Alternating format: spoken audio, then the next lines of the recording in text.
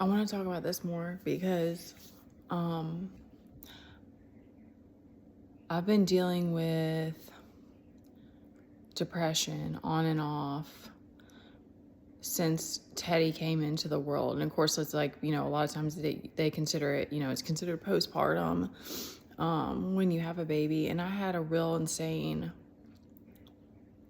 like, postpartum journey. And actually, that's when I first learned about parasites as well. I didn't know anything about fasting or parasite cleanses or anything like that until way later. I've never even done like an official parasite cleanse. I've done fasting some. I wanted to speak on the ED stuff because I never got diagnosed with anything. I went to a therapist a couple different times for like very short periods. And I remember talking to him about how I was like very extreme with like the way I was doing fitness and eating and everything. And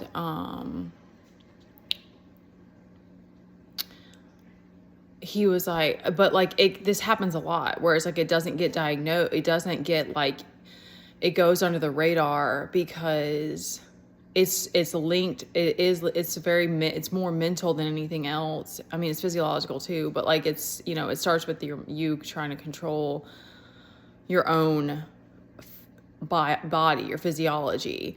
And it's hard to diagnose because it's not like it's very clear when someone's very underweight, but I was working out too. So I was eating, but I just was like, I was always from the beginning, I remember I was like, I remember seeing like the like image of like circling a drain, like the idea of spiraling, of like going in this whirlpool, because I was like, I knew I had weird ass eating habits. I was like only eating a little bit at school, then I would go home and binge, and then I would go work out really, really hard, and then I would like eat barely anything after, or sometimes there were a couple times I didn't even eat. And that was when I first was doing fitness, and then I got into like teaching, and that the teaching helped me. Like at one point my self-esteem was so low post college that I was like, I can't be a trainer. Like I'm not, how can I be a role model for people when I'm struggling with my taking care of myself? And I had done some other interviews and I didn't get any of those jobs, and I was just like at a really big low. But I wanted to give a few different things because that was that was imprinted on me from like, that's one of my first memories, is like the way women look and the way you show up. And I was bullied for the way that I looked when I was little. And it was like, no, you can't be fat. And like, my parents still talk about people that way. Like that's so shallow and it so doesn't matter. And it's ironic because like my brother was like, struggled some with his weight. My mom isn't like, and now my sister was like pretty kind of petite when she was younger. But anyway, so it's strange because they talk about people like that way, like that's like something wrong with being overweight, like it's it's a character flaw. Like that's the way it's not like something that they would always speak on, but they always spoke about it like there's something wrong with that person because they're overweight. I always thought it was so odd. And unfortunately, when my grandmother passed, I remember specifically wanting to concern myself with health. I was like, both my grandparents had died from cancer. We don't know why, but I was like, I care about my health. And my mom went through health kicks at different times when we were younger. And we went to like and we remember buying organic sometimes and stuff like that. And then we would also eat junk food and all of that too. Like we would eat fast food and pizza and all that stuff. My mom did cook a lot as well. My dad likes to eat really healthy. So, which is also interesting because he drinks. I wanted to add that in because, I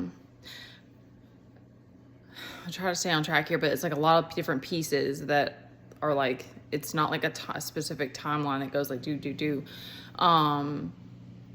My dad was always a functioning alcoholic. He went to rehab, I know, at least once, and that's what they categorized him as, because he mostly drinks at night. He still gets up and goes to work. He's functioning. And it's always been that way. And my mom it was just normalized that my dad would drink. Like my brother, my mom always tells a story about when we were at the store and he was little and we were going through the freezer or the cold section, my brother pointed and said, "There's Daddy's beer." And my sister and I got into it with like, 'cause we drank some of the beer one time we were really little, and we got in big trouble. It was like in the boat. Anyway, yeah, boundaries was always like a thing that was not, I learned that later in life. I mean, my mom was strict about some stuff, so it was kind of a weird mix, but my dad was definitely never a rule follower, has never been.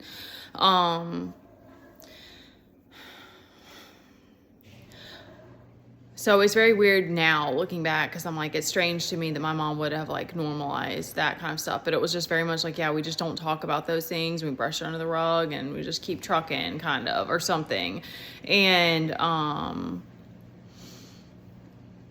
I think that my mom was scared of leaving, and she had 3 kids to take care of. So I can understand her fears in that way, but like not talking about these things was really odd.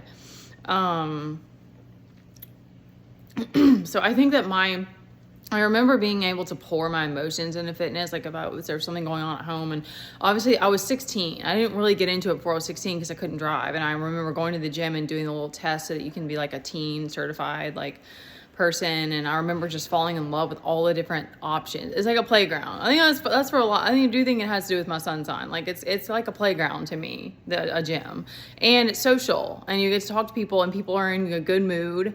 Like there's a lot of things about the gym that I love. And people are there trying to, like, are motivated. They like have goals and they want to, different things like that. So, I mean, there's all kinds of people that you meet and everything, but,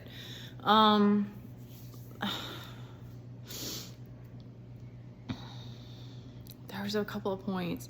This is part of the reason though, because like I'm 37. I'll be 37 this next month. And,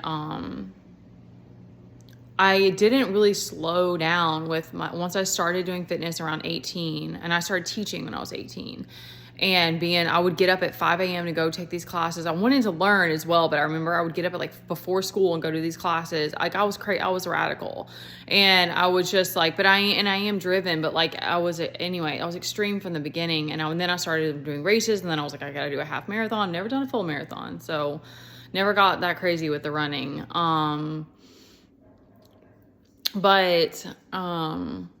And then I went into nutrition part of my time in college because I wanted to learn more and more about health. But this is what's so interesting, because it's like I have a fitness background, I have a nutrition background, and now I'm over here still struggling with eating habits and like to what my body not having cravings, not having an appetite, I know in some ways this drives my depression, because when your brain is like the main thing that's always needing glucose or whatever. I mean, I remember learning that like your brain is always needing glucose. So when you're low, sometimes depression, it's not exactly linked, because I don't want to flip it and become an emotional eater, but it like, sometimes it can be that because your brain's not getting enough, or your dopamine, I think it's dopamine levels too.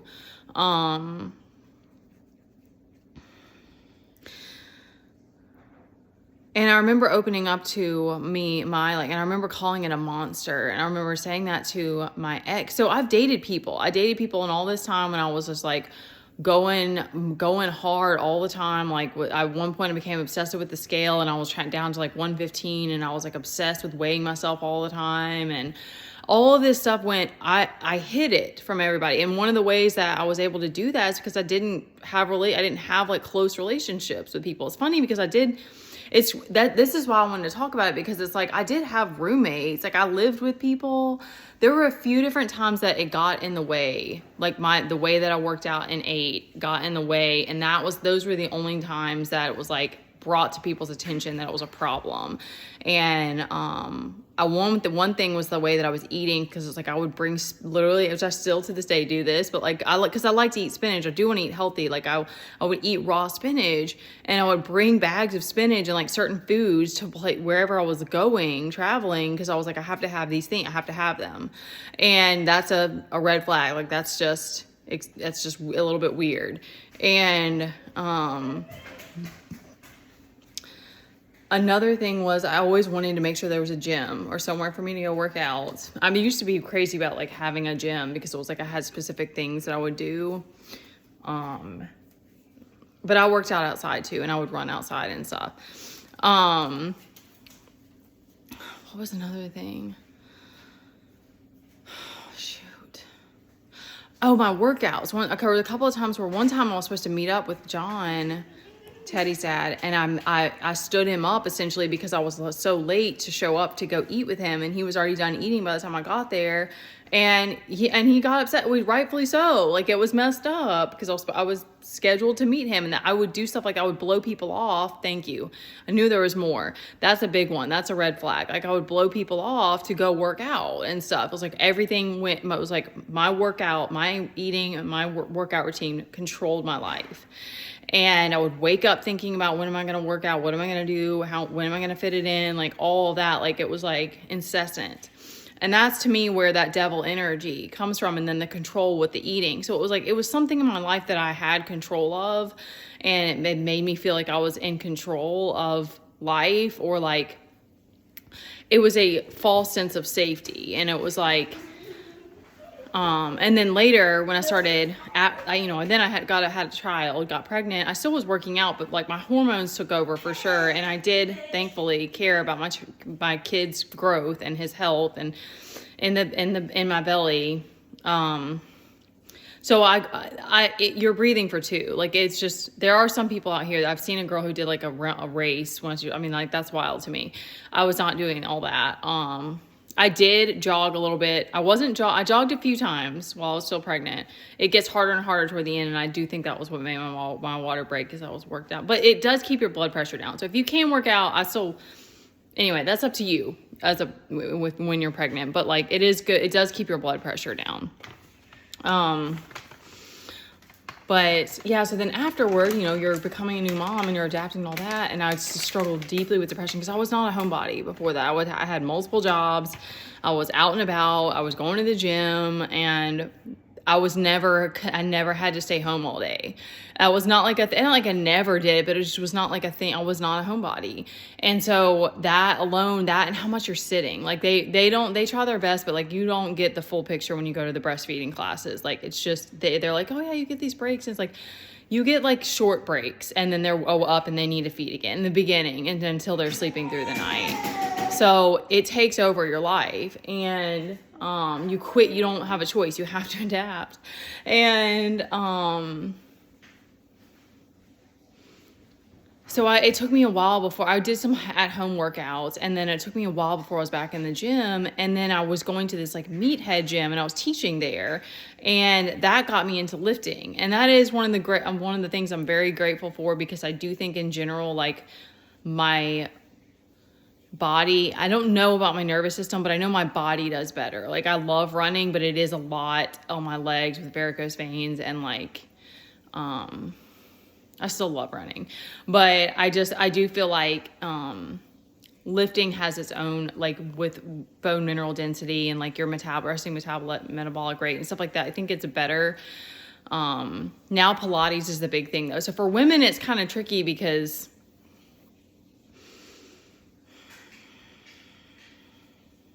you have so much else going on, because that's where I am now, is that even when I work out, a lot of times it'll take me like a couple of days to recover. And in general, I'm not working out like I used to. So I'm also a lot of times I will only eat 2 times in a day, but when I'm working out, I need to be eating at least 3 times a day. And in all of this, so I really backed off, because I started teaching again when we moved home. I started teaching classes, and then I started doing personal training.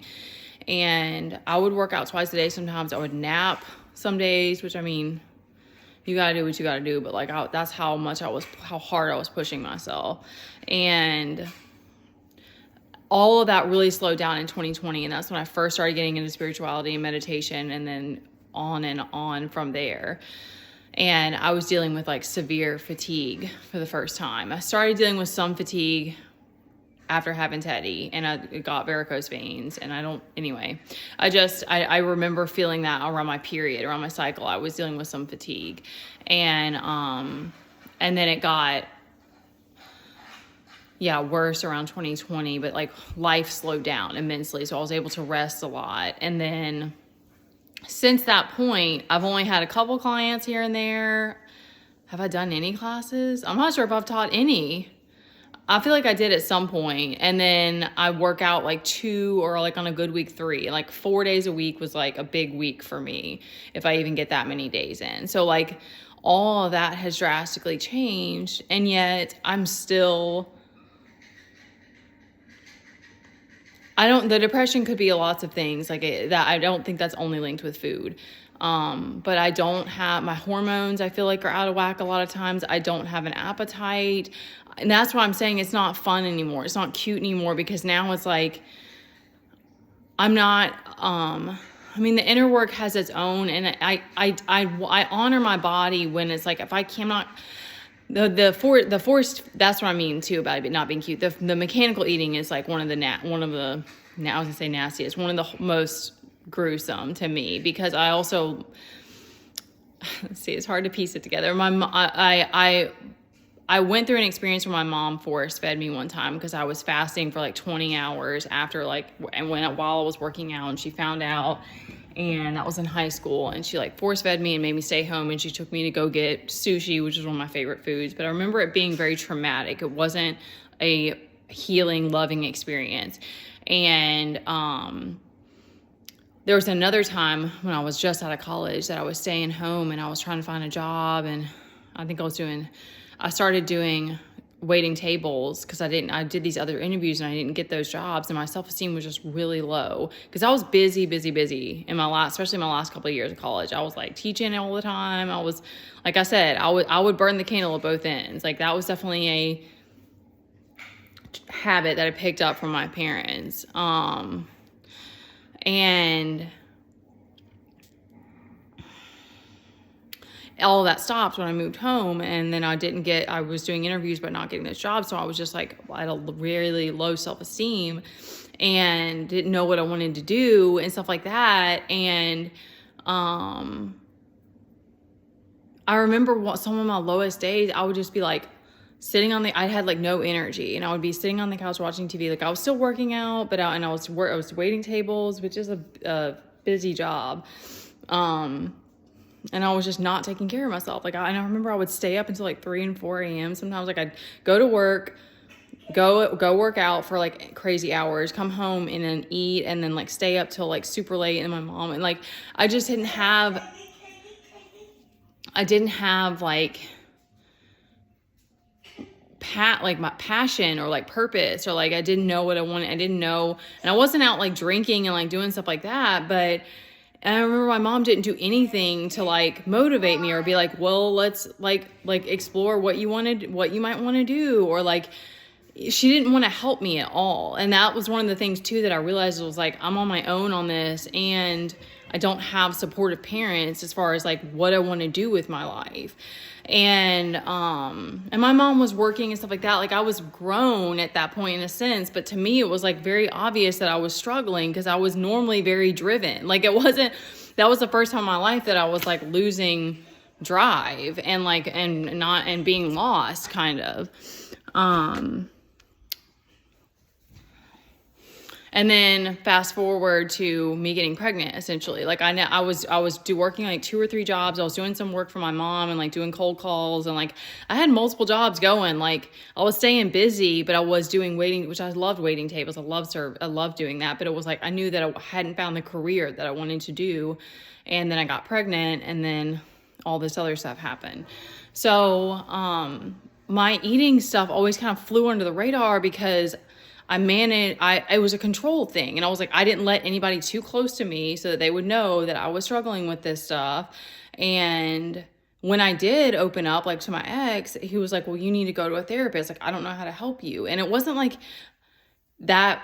It was just like, it was always like pushed away. It was always like, go find somebody else to deal with it. Like, go, you're like, and so that kind of like took the healing aspect away from it, where people are right there with you and like helping you through it, or like witnessing you.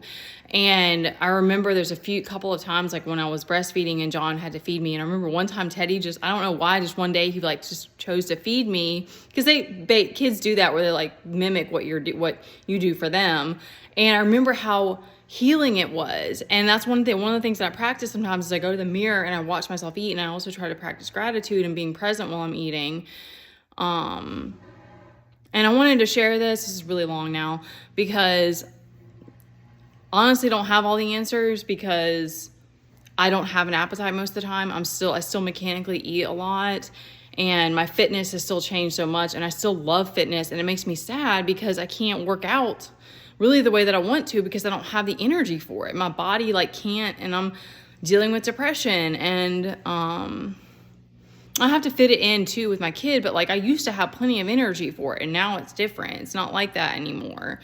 And I want to listen to my body and honor it. And I am doing everything alone. So it's like it used to control my life, where it was like it was like fitness first and then everything else. And I don't want to be like that anymore. I know that there's other things that take precedence. However, I would love to be able to get back to like working out 4 times a week or something, or 5 times a week. But I have a hard time recovering. So I do hope to get a dietitian and like get this figured out. But I wanted to share that because I never really got like a diagnosis or anything, but I know that this has been something that I've struggled with for a long time. And I think it's linked to my depression too. And I'm just loving myself through it. And even like with my ups and downs, like I don't like it sometimes, it doesn't always affect my kid, but I don't like that he has to see me when I'm in a low. But it's like, that's me like not running from it, and like working through it, and normalizing it. Okay, that's it.